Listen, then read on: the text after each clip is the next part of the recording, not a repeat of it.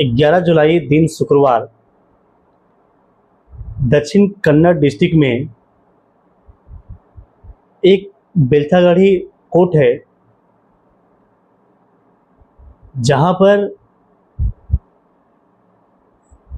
एक नकाबपोश को पेश किया जाता है पूरा सुरक्षा के साथ। और नकाबपोश ऐसा कि बॉडी का कोई भी हिस्सा बाहर से दिख न रहा हो। अमूमन दोस्तों जब कोर्ट में किसी को पेश किया जाता है तो बस उनको चेहरा ढका होता है, चेहरा उनको नकाब से ढक दिया जाता है। लेकिन यहाँ पर इस व्यक्ति के साथ में पूरे सर से लेकर पांव तक नकाब है, कोई बाहर से उनका आंख तक नहीं दिख पा रहे हैं। इस प्रकार से उनको जो है नकाब पहना करके कोर्ट में पेश किया जा रहा है। दरअसल इस व्यक्ति ने कुछ इस प्रकार की चीज़ों को खुलासा करने का प्रयास किया है जो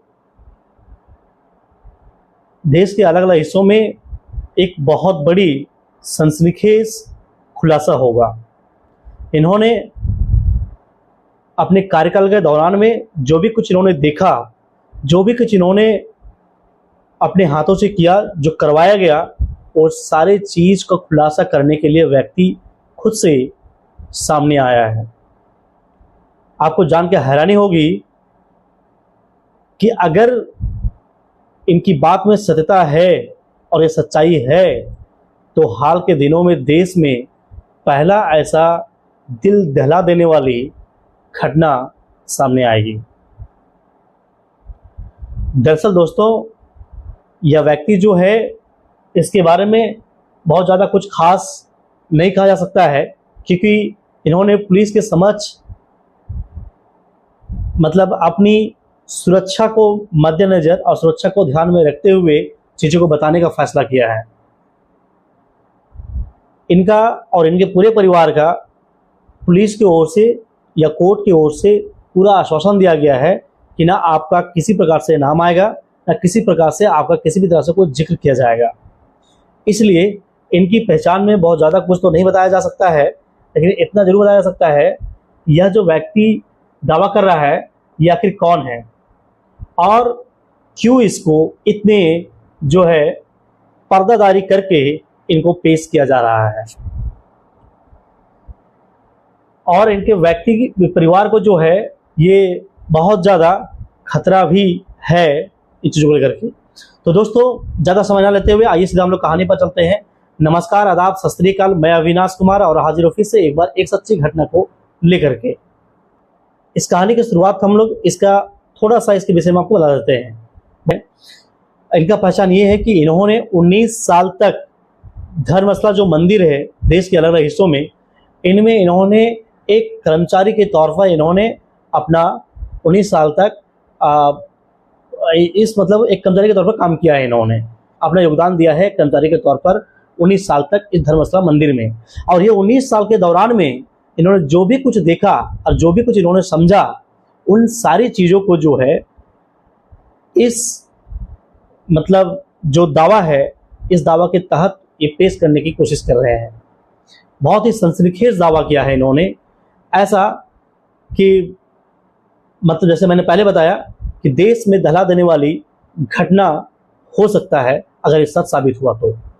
दरअसल ये 19 साल तक जो सर्विस दिया कर्मचारी के तौर पर धर्मस्थला मंदिर में, यहाँ पर इन्होंने कई सारे यानी सैकड़ों ऐसी डेड बॉडी यानी कि लाश को इन्होंने मंदिर प्रशासन के हुक्म पर यानी उसकी आज्ञा पर इन्होंने उसको जलाया और दफनाया। अब समझ सकते हैं कि आखिर क्या ऐसी चीज़ें हैं जो एक राज की तरह छिपा हुआ है। तो इन्होंने जो है आगे कहते हैं कि 19 साल के दरमियान में सैकड़ों ऐसे लाश को उन्होंने जलाया, दफनाया भी। वैसे लाश थी जिनको मर्डर किया गया था, बहुत सारी ऐसी चीज़ें थी, महिला और जो लड़कियों की लाश थी जिनको रेप करके जो है उनको मर्डर कर दिया गया। और वैसे लाश को इन्होंने दफनाया या फिर उनको जलाने के लिए मतलब इनको बोला गया। दोस्तों 19 साल के दरमियान में इन सारी चीज़ों को उन्होंने देखा, और जब इनका ड्यूटी पूरा हुआ 2014 में, तब ये इनके परिवार के साथ में, इनके परिवार की एक लड़की होती है, उनके साथ में भी जब सेम घटनाक्रम होता है, ये व्यक्ति पहले से तो जानता ही था, लेकिन जब इनके परिवार के साथ भी जब इस प्रकार की घटना होता है तो ये व्यक्ति अंदर से बहुत डर जाता है और बहुत टूट जाता है, और फिर अंततः जो है उस जगह को छोड़ करके जो है कर्नाटक के दूसरे डिस्ट्रिक्ट्स में, आस पड़ोस के जो डिस्ट्रिक्ट है वहाँ पर जाकर के जो है ये रहने लगते हैं, छुप छुप कर रहने लगते हैं, ताकि ये जानते हैं कि उनके खिलाफ में या उनके समक्ष जो भी गया वो जिंदा नहीं रहा, परिवार समेत मारा गया। इसलिए ये व्यक्ति कर्नाटक के बाहर डिस्ट्रिक्ट में जा करके छुप छुप कर जो है रहने लगा, डर डर के जो है रहने लगा। डर इतना खतरनाक था कि इन्होंने मतलब किसी भी प्रकार से कोई तरह से रिस्क अपने और परिवार के लिए लेना नहीं चाहा, और ये 2014 में उस एरिया को छोड़कर बाहर चले गए। और फिर जो है यहाँ पर इनको जब एहसास होने लगा कि इसका जो है पर्दाफाश होना चाहिए, तो इन्होंने बाकायदा जो है वहाँ के जो आपका डिस्ट्रिक्ट जो एसपी हैं उनको इन्होंने लेटर लिखते हैं, और फिर जो है उस लेटर में कायदे से इन्होंने जो 19 साल के दरमियान में जो भी कुछ इन्होंने देखा, जो भी कुछ इनसे करवाया गया, वो सारी चीज़ों को जो है इन्होंने दर्शाया, उस लेटर में इन्होंने लिखा। और फिर बाद में जब ये पुलिस के समक्ष सामने से पहुंचे तो इनके हाथ में एक बोरी भी था। दोस्तों आपको जानकर हैरानी होगी कि इस बोरी में क्या हो सकता है। आप यकीन नहीं करेंगे, उस बोरी में इंसान की खोपड़ी था। वो साथ में इसलिए लेकर गए थे ताकि पुलिस को उस सबूत के तौर पर उस खोपड़ी को दिखा सके। दोस्तों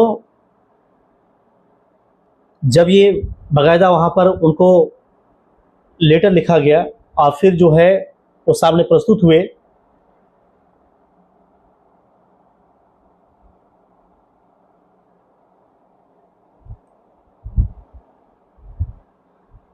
फिर बाद में जो है ये खुद से मतलब इनको जो है कोर्ट लाया गया 11 जुलाई यानी शुक्रवार के दिन में। और जब उसको लाया गया तो उन्होंने 164 के तहत इन्होंने अपना बयान दर्ज करवाया, और फिर जो है कोर्ट और पुलिस को सबूत के लिए इन्होंने धर्मस्थला के जो मंदिर है उसके गांव में जाकर के जो है सैकड़ों लाशों में से 2 लाश की इन्होंने खुदाई करके लाश को बाहर निकलवाया, सबूत के तौर पर कोर्ट और पुलिस को जो है इन्होंने देने का काम करवाया किया। इन्होंने 2 डेड बॉडी का उसकी सैंपल लिया गया, उसकी जांच प्रक्रिया चला जा रहा है। और जब ये व्यक्ति सामने आया तो इसी घटना से जुड़ा हुआ जो 2003 में इस घटना में जुड़ा है, सुजाता नाम की लड़की थी जो मंदिर गई हुई थी और फिर मंदिर से वापस नहीं लौटी। उनकी माँ जब देखी कि हमारी बच्ची घर नहीं लौटी है तो इन्होंने जाकर जांच पड़ताल करने की प्रयास की, तो वहाँ पर किसी ने बताया कि मंदिर के कुछ लोग इन लड़की को जाते हुए देखे हैं। अब वो व्यक्ति जो उनकी माँ है ये मतलब दर दर भटकने लगी अपनी बेटी की खोजबीन के लिए। वहाँ के एक लोक सांसद थे, उनके पास भी गए तो उन्होंने कहा कि अरे कहीं चली गई होगी, किसी लड़के के साथ में कहीं भाग गई होगी, जाओ भूल जाओ, खत्म करो इसको। उसकी माँ बेचारी काफ़ी इस बात से दुखी हुई और फिर वो काफ़ी रोने लगी, और अंततः जो है मंदिर के प्रांगण में, मंदिर के द्वार पर जो है वो बैठकर रोने लगी और भगवान से विनती करने लगी इस चीज़ को लेकर के। उसी दरमियान वहाँ कुछ 4 लोग आए और इनको उठा करके अंदर ले गए। अंदर ले जाने के बाद इनको धमकी दिया गया और इनसे कहा गया कि तुम अपनी बेटी को भूल जाओ और उनकी कोई भी किसी भी स्तर से खोजबीन करने की प्रयास मत करो। उनकी माँ जो है लगातार आंसू बहाए जा रही थी, और ये सब सुन करके जो है और भी उनको रोना आ रहा था। ये सब को देखते हुए उन 4 में से कोई एक ने इनके सर पर जोरदार मतलब जो है चोट पहुंचाया, मारा इनके सर पर।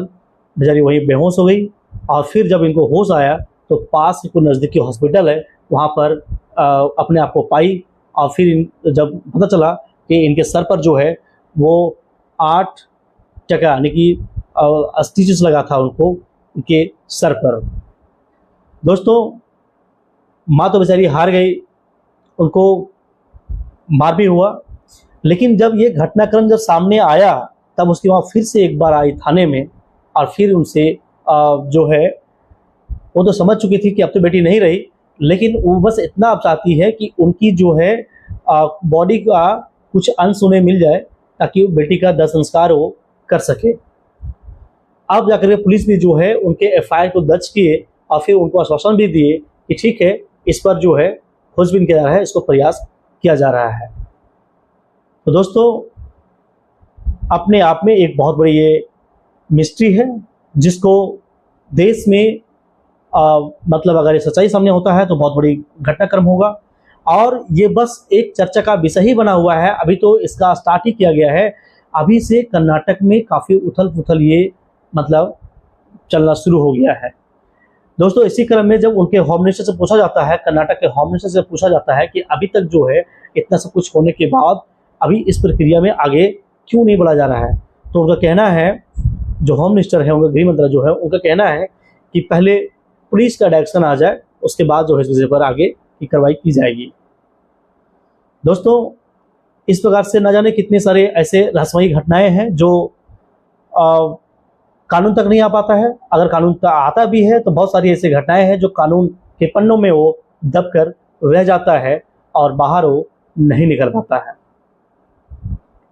देश और समाज के तमाम लोग जो है जानने के इच्छुक होंगे और जानना चाहेंगे कि इस प्रकार की मिस्ट्री का उद्भेदन होना चाहिए और इस प्रकार के घटनाक्रम पर रोक होनी चाहिए। आखिर इस प्रकार के घटनाक्रम जो है क्यों हो रहा है, इसके पीछे की मंशा क्या है, इस विषय पर भी जो है पुलिस को और बाकी लोगों को जो है जानने का मतलब ये चीज़ है, पुलिस को इसका उद्भेदन करना चाहिए ताकि आम जन लोग इसका चीज़ों को, इसके पीछे कारण जो है वो जान सके। दोस्तों, इस पूरी कहानी सुनाने का मतलब जो है किन्हीं को परेशान करना नहीं, किन्हीं का दिल नहीं दुखाना है, बस लोगों तक ये जानकारी साझा करना है, लोगों को अवेयर करना है ताकि लोगों में ये अवेयरनेस आए और चीज़ों को देख करके और सुन करके जो है अपने आप को सचेत और सावधान रख सकें।